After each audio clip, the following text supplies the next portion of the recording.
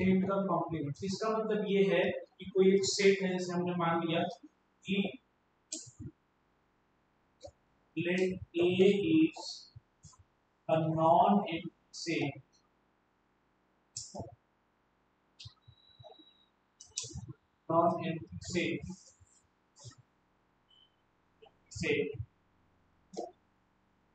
then its complement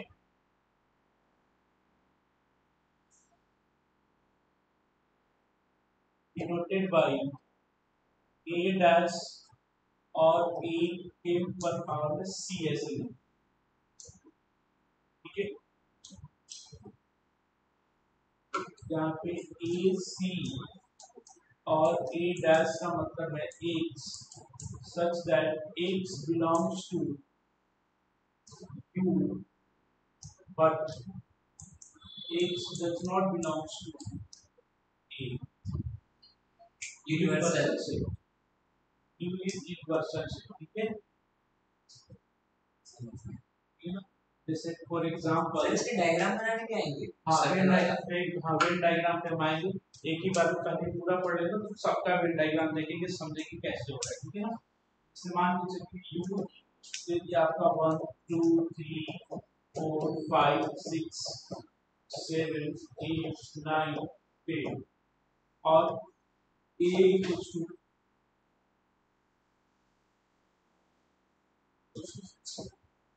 3 5 7, तो A dash का मतलब हो गया Q माइनस A, मतलब कि 1 2 3 5 6 7 8 9 10 माइनस 2 3 ऐसा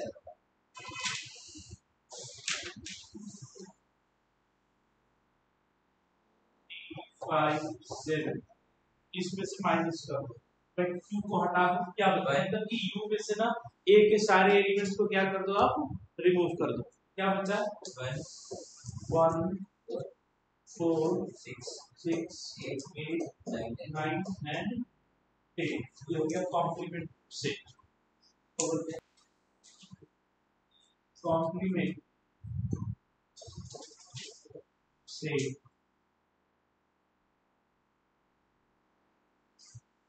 जैसे पहला A डैश का डैश अगर ये आता है, दूसरा कॉम्प्लीमेंट का फिर कॉम्प्लीमेंट हाँ आ जाएगा, इसी को करो, ये A डैश की वैल्यू है, इसको फिर इसको से माइनस कर दो, ये नीचे जाता है।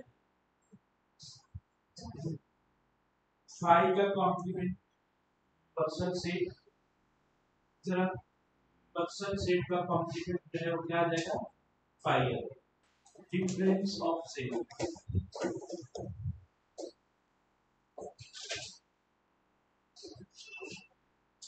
दो सेट्स का डिफरेंस, ठीक है। तो अगेन मान लेते हैं कि let A and B are two non-empty sets,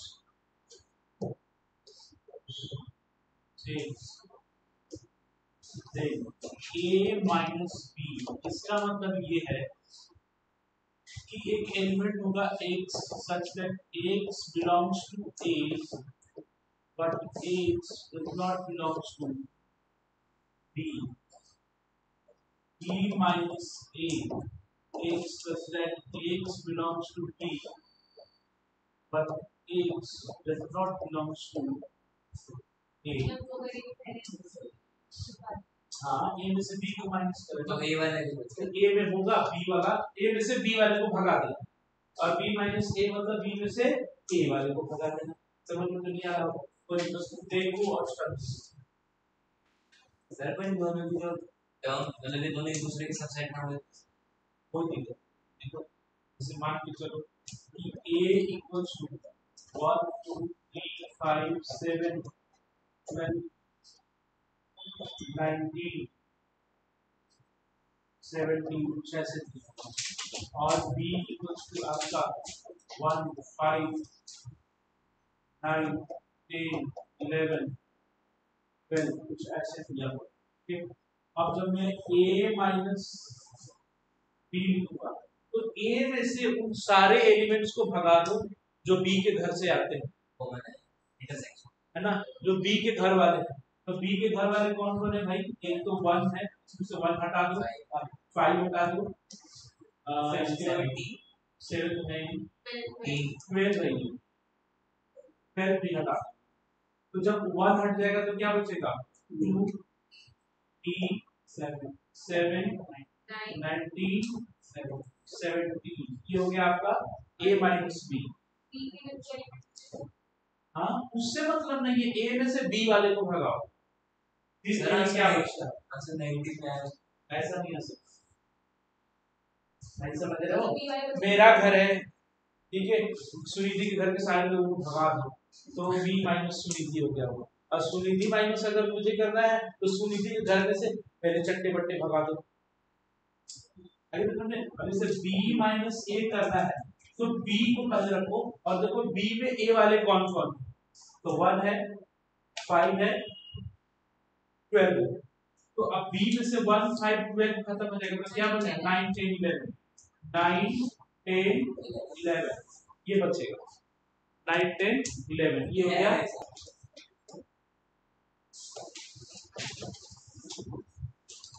difference of से, ठीक है, तो पहला देखो a माइनस b, इसको a intersection b dash b लिख सकते हैं, ठीक है। दूसरा b माइनस a, इसको हम लोग क्या लिखेंगे? b intersection a dash. तीसरा 2 माइनस 5, ये क्या हो जाएगा? ये हो जाएगा, है ना। चौथा a माइनस 5 क्या हो जाएगा? ये a हो जाएगा। u equals to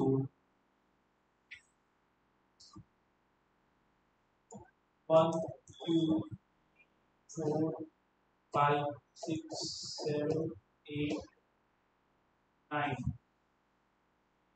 a equals to 4 6 8,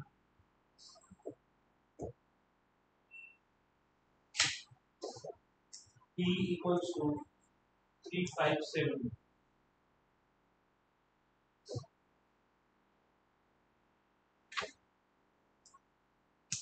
5 7, ठीक है। वेरीफाई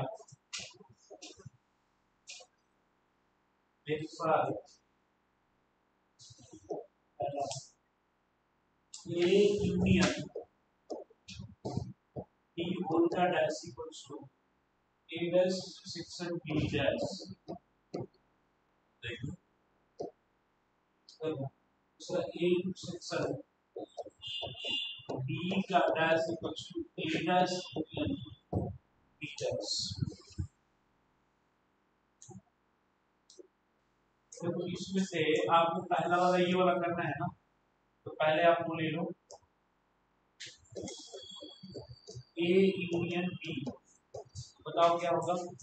तो ये हो जाएगा 2 3 4 5 6 7 8, 2 3 4 5 6 7 8 ये हो गया, ठीक है। a यूनियन b हो गया। अब a यूनियन b का डैश माइनस, इसका मतलब हो गया u minus a union b, तो u में से 3 4 5 6 7 8 को माइनस कर दो तो 1 एंड 9 बच जाएगा। अब a डैश की वैल्यू कितनी? 2 4 6 है, नहीं नहीं नहीं नहीं, इसकी कोई वैल्यू नहीं,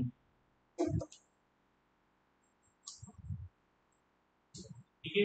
अब a डैश का मतलब क्या? 2 4 6 से भागा तो 1 3 5 7 9, 1 3 5 7 एंड 9 हो गया। b डैश की वैल्यू क्या हो गया?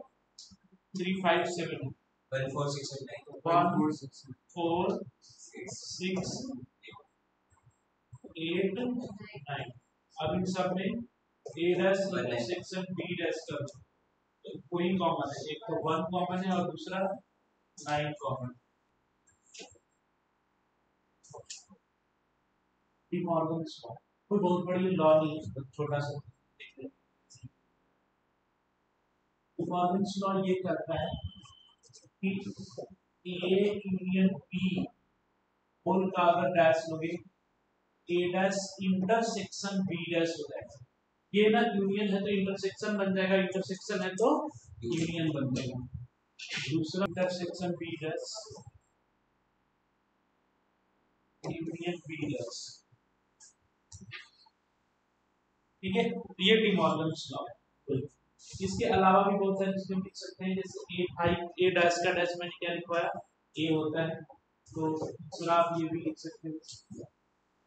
आप बोलोगे कि ये तो ऑलरेडी हम लोग जानते हैं, हाँ ठीक है, बट ये नाम इंपॉर्टेंट है, डी मॉर्गन्स लॉ, ठीक है ना। अब इसके बाद आते हैं हम लोग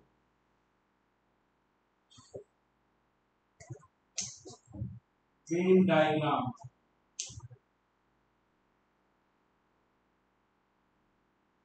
ये आपको समझना बहुत जरूरी है, क्लियर करने से समझ में आएगा तो अक्सर से प्रॉब्लम्स आपसे नहीं होंगी, कहीं खास गुस्सा हो।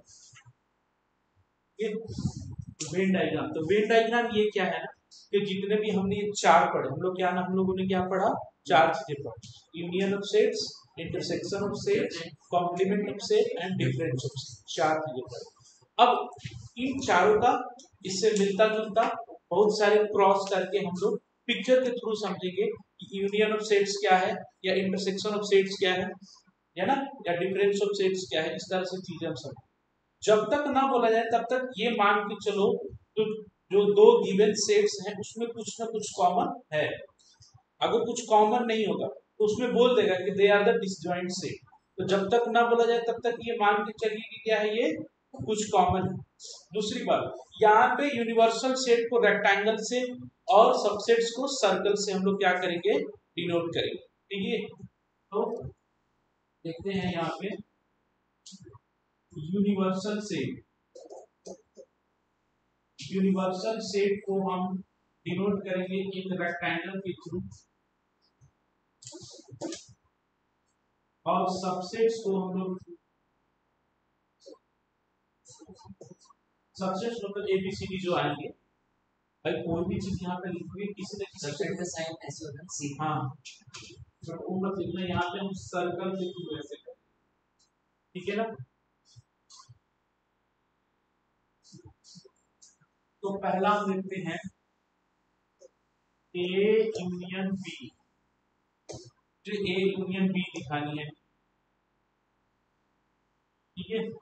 देखिए कैसे, सबसे पहले तो ये आप एक सर्कल बनाने, रेक्टेंगल बना लेंगे, इसमें दो ऐसे सर्कुलर ऐसे बना लेंगे, ये आपका ए है, ये बी है, ठीक है। अब ये यू है, तो जो यूनियन ऑफ सेट्स होगा ना बच्चों, ये पूरा होगा,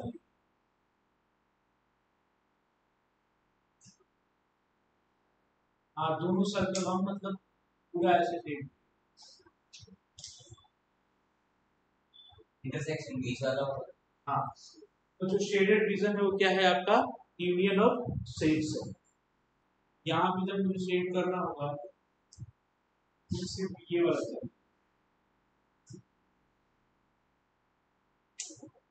इसको बोलेंगे हम लोग इंटरसेक्शन ऑफ सेट्स, ठीक है जी। जो शेडेड रीजन है वही आपका है। अब तीसरा मैं लेता हूं ए डैश, तो ए डैश जो है ना इसके बाहर वाला हो,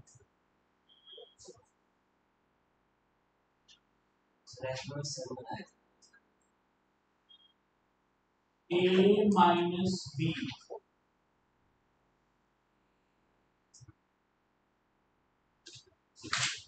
तो मुझे ना ए के घर में ना बी का कोई भी सदस्य नहीं चाहिए, आइए तो देखते हैं ए के घर में कौन घुस बैठा है। अब ध्यान से समझो, इस ये है आपका ए बी, ठीक है।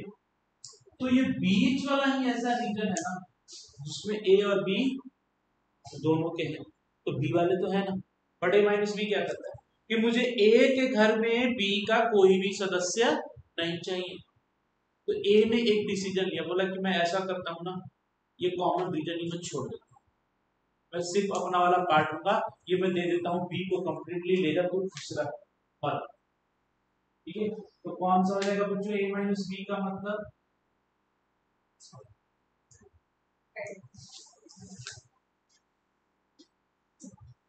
माइनस बी, तो बी माइनस सी बना दो आप लोग। नंबर ए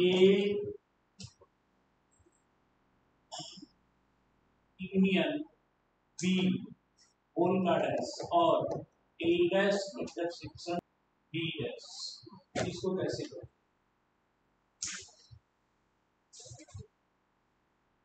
ए, अब देखो ध्यान से, तो ए यूनियन बी ये दोनों सर्कल हो जाएंगे, उसके ऊपर डैश मतलब वो नहीं लेना, उसके ऊपर डैश मतलब कि वो नहीं लेना है। तो फिर लेना क्या है हमें, तो इसके बाहर वाला हमें ये लेना, इंटरसेक्शन कैसे फ्री हो जाएगा। देखो ए डैश तो ये हो गया, बी डैश तो ये चीज हो गया,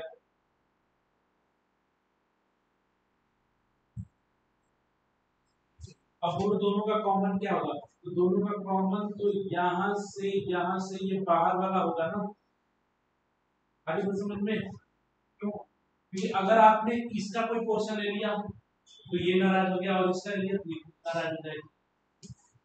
ए इंटरसेक्शन बी होल का dash equals to A dash union B dash,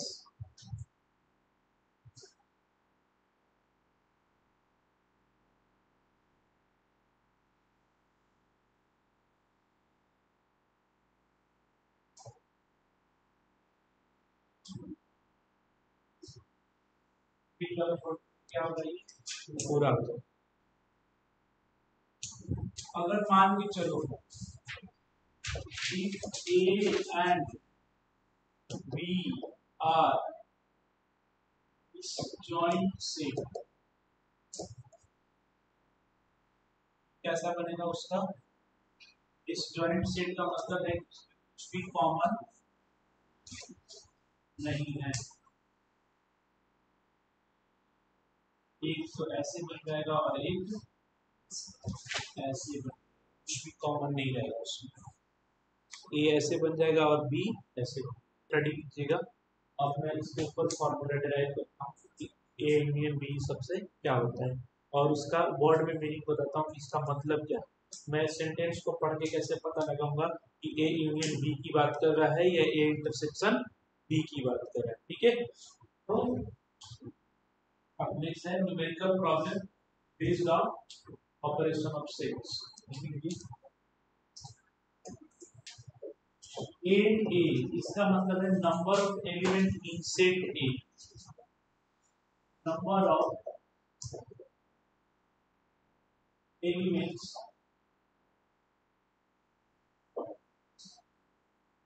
in set A. चलो बात यहां से तो समझ में आएगा, and B number of elements in set B, set B तो अब पहला यहाँ पे एन ए यूनियन बी का फॉर्मूला मुझे डिराइव, ठीक है। अब समझिए, आप लोग भी बता दोगे इसका फॉर्मूला क्या होगा, या वेन डायग्राम भी आप लोग समझ लीजिए, ए बी ठीक है। अगर मान के चलो ए और बी को मैंने ऐड कर, अगर मैं लिखता हूँ n A plus n B, तो बताओ कौन ऐसा रीजन, आपको ना इस पूरे दोनों सर्कल की लिख देना है, इन दोनों सर्कल को लिखना है, समझ लो। तो जब आपने एन ए और एन बी किया प्लस, ये बताओ कि ये बीच वाला जो रीजन है पर्टिकुलरली वो दो बार ऐड हो चुका है कि नहीं हो चुका है ना? दो बार ऐड हो चुका ना। बेसिकली हमें क्या करना है, इसको मैं ले लेता हूं इस रीजन को x, इसको ले लेता हूं y, इसको मैं ले लेता हूं z। बेसिकली आपको किसकी वैल्यू निकालनी है, x plus Y plus Z की वैल्यू निकालनी है। अरे समझ में? तो चलो, जब आपने एन ए किया बच्चों, तो एन ए का मतलब क्या हो गया, x प्लस जेड। जब एन बी किया तो जेड प्लस वाई, आपको वैल्यू निकालनी है x plus Y plus Z की। अब देखिए, जब आपने n A plus n B किया तो x plus Z, Z plus Y, x plus Y plus Z, एक और जेड आपका एक्स्ट्रा बच गया। तो आप इसको न्यूट्रलाइज करने के लिए क्या करोगे, n A plus n B minus Z दोनों तरफ कर दो, तो x plus Y plus Z plus Z minus Z, ये कट गया। इसको क्या लिख देंगे, n A plus n B minus Z को क्या लिखेंगे, ए इंटरसेक्शन बी लिखेंगे क्या, और x plus Y plus z को एन ए इंक्रीमेंट बी हम लिखेंगे क्या, बोलिए हाँ या ना? तो एन ए यूनियन बी की वैल्यू क्या आ गई, n A plus n B minus n A intersection B आ गया। तो अब यहां से इसका फॉर्मूला आ गया, क्या आ गया बच्चों, कि n A plus n B minus n A intersection B आ गया।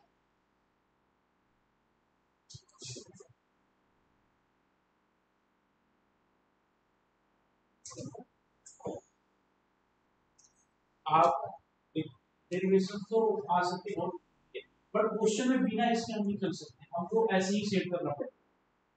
जैसे तो देखा ना कि ए बी सी तीन है, ये इतना खाता है, ये उतना खाता है, हमें ऐसे ही एक्स वाई जेड करके बनाना ही पड़ेगा। हाँ, बिना ये बिना जिसको नहीं आता वो फिर तो फंस जाएगा ना क्वेश्चन में, तो सीधा सीधा फॉर्मूला बेस्ड क्वेश्चन ही कर पाएगा कि ए में ये है, एन बी ये है, एन ए इंटरसेक्शन बी ये है, ए बी निकाल दो। बाकी अगर किसी ने बोल दिया कि जैसे कि कार्तिक स्टडीड मैथ्स ओनली, इसका मतलब क्या समझ रहे हो, कि अगर वो अकाउंट्स, इको और मैथ्स तीन सब्जेक्ट्स का स्टूडेंट है, बट हमारे यहाँ पे तो सिर्फ मैथ्स पढ़ता है, ठीक है, तो इसका मतलब क्या हो गया कि कार्तिक, ठीक है, कार्तिक मैथ्स तो पढ़ता है बट अकाउंट्स नहीं पढ़ता है, और इको भी नहीं पढ़ता है, एक intersection A dash intersection E dash, है ना? चलो चाहिए पढ़ाने को समय के साथ, है ना? तो मैथ्स ओनली का मतलब समझे, तो ए इंटरसेक्शन बी का मतलब क्या हो गया, A B plus A B minus n A union B.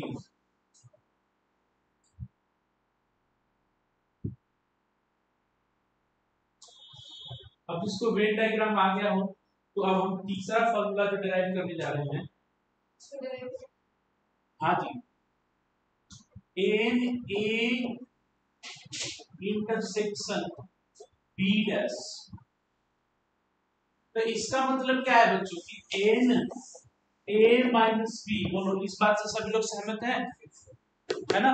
अब देखना ध्यान से कि इसका ना मैं आपको वेन डायग्राम से फॉर्मूला कैसे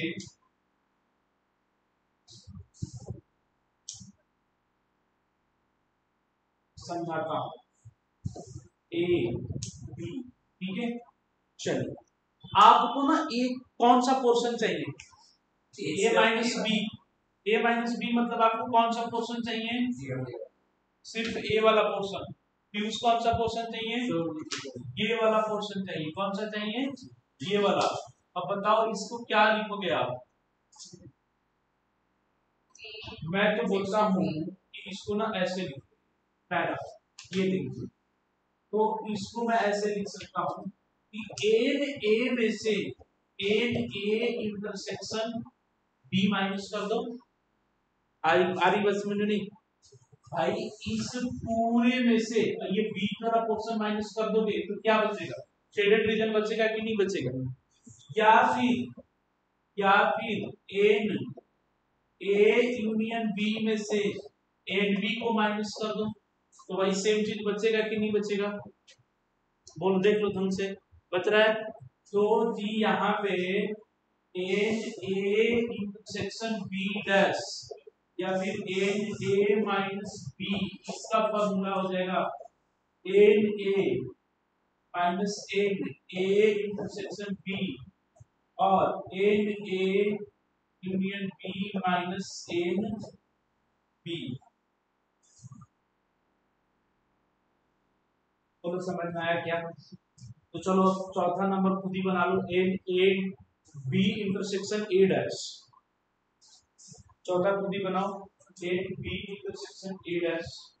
इधर ध्यान से देखो, मैंने ये बोला कि दो लोग हैं, ठीक है, एक ठाकुर और एक रामा, ठीक है, ठाकुर को हिंदुस्तान टाइम पसंद है और रामा को टाइम्स ऑफ इंडिया पसंद है, ठीक है, ऐसे बोल देते हैं।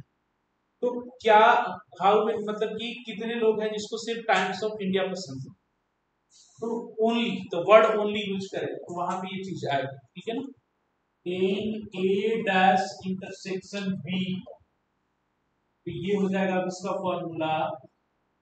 जितने को इसको याद करने का एक तरीका है, कैसे देखो कि जिस पे डैश नहीं लगा है उसमें से दोनों का इंटरसेक्शन माइनस कर दीजिए, उसमें से क्या कर दीजिए, दोनों का इंटरसेक्शन माइनस कर दीजिए, या फिर एन ए यूनियन बी में से जिस पे डैश लगा है उसको माइनस कर दीजिए।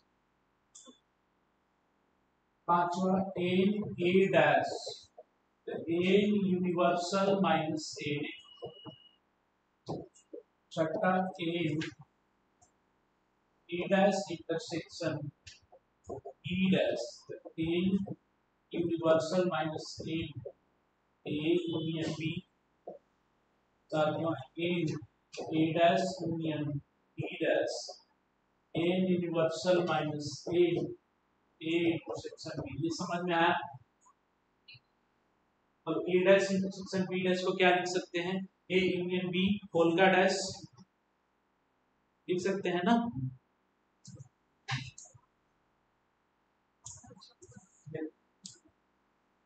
N A dash intersection B dash, इसको n A union B whole का डैश और n A union B whole का डैश को n universal minus n A union B लिख सकते हैं, ए और ई बोल दे, ठीक है, क्या इधर ए और बी और बोल, ये वर्ड बोल दे, आपसे ये बोले at least one out of A and B, A और बी में से कोई एक, कम से कम एक, ठीक है, तो इन तीनों केस में हम ए निकालेंगे। जैसे पूछेगा how many people drink tea और coffee, how many people drinks either tea और कॉफी और both, how many people drinks at least one of the drinks out of tea and coffee, बस यूनियन निकालना, तो उसमें यूनियन निकालना। इस sentence का मतलब समझो, इसमें क्या निकालना है, उसमें फिर आपको यूनियन निकालना। तो ऑलराउंडर वाले का आंसर ये था। हाँ, आगे तो समझ में बच्चों, चलिए कर लीजिए, फिर आगे बढ़ते हैं। समझो ये सेंटेंस समझिए कि ऐसे आपसे सेंटेंसेस रहेंगे और इसको आपको पढ़ के पता करना है कि मुझे निकालना क्या है। है ना। अगर इन तीनों में से कोई भी सेंटेंस यूज करता है इसका मतलब कि आपको यूनियन निकालना है। आई बात समझ में? चलो तो अब आपसे पूछेगा ए एंड बी, तो यहां से तो पता चला ए इंटरसेक्शन बी। अरे समझ में, ए बट नॉट बी और A only, A but not B या फिर ए ओनली। तो इसके केस में मतलब ये हो गया कि A intersection B dash. Kartik drinks tea, how many people drinks tea but not coffee, या how many people drinks tea only ना। कितने लोग ऐसे हैं जो सिर्फ चाय पीते हैं, तो चाय वाला देखो तो कि जैसे अभी कुछ दिन पहले पूछते, सपोज करो मैं से तुम क्या लोगे, सर कुछ भी ले लेंगे, साइंस भी कॉमर्स भी दोनों भी ले लेंगे, क्या करोगे, है ना। या तो पीसीएम या पीसीबी या पीसीएमबी, है ना। तो समझ लो, तो यूनियन का मतलब ये हो गया कि भाई मर्जी है कुछ भी ले सकते हैं, खाने को के, ठीक है, ओनली बी, ठीक है। तो बी इंटरसेक्शन ए डैश, ठीक है। अब अगर बोलेगा नीदर ए नॉर बी, इसका मतलब कि A dash intersection B dash, है ना। Neither A nor B, A dash intersection B dash, nor A dash not B, इसका मतलब है बी डैश।